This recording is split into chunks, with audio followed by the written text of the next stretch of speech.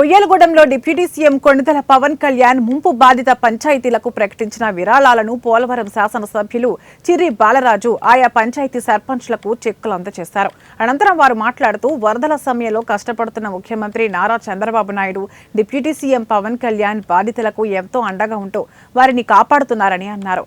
పవన్ కళ్యాణ్ సొంత డబ్బులు పంచాయతీలకు నిధులుగా ఇవ్వటం హర్షణీయంగా ఉందని అన్నారు.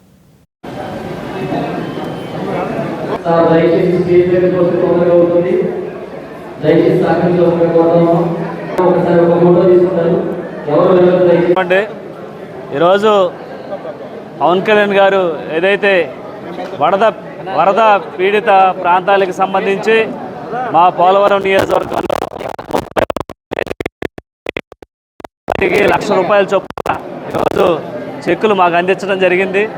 ఈ కార్యక్రమంలో ఈరోజు కొయ్యలగూడెం మండల కేంద్రంలో టీడీపీ నాయకులు బొరగం శ్రీని గారు, అలాగే జిల్లా అధ్యక్షులు జిల్లా వైస్ ప్రెసిడెంట్ సాయి గారు, గడ్డమనుగు రవికుమార్ గారు, అలాగే 7 మండలాల టీడీపీ మండల అధ్యక్షులు, జనసేన పార్టీ అధ్యక్షులు, అలాగే బీజేపీ పార్టీ అధ్యక్షులతో ఈరోజు 31 పంచాయతీలకు సంబంధించి సర్పంచులందరినీ కూడా ఇక్కడికి పిలిచి ఈ చెక్కులు అందించడం జరిగింది.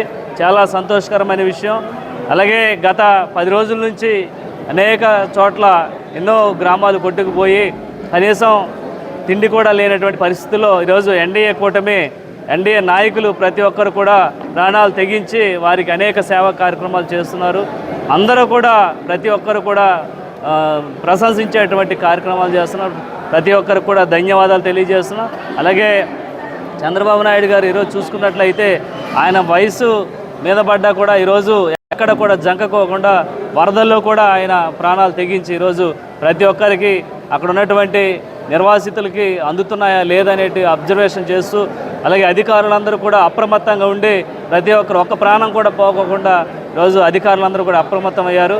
అలాగే దానికి సంబంధించి ఈరోజు పవన్ కళ్యాణ్ గారు 6 కోట్ల రూపాయలు ఈరోజు రాష్ట్ర వ్యాప్తంగా వరద పీడిత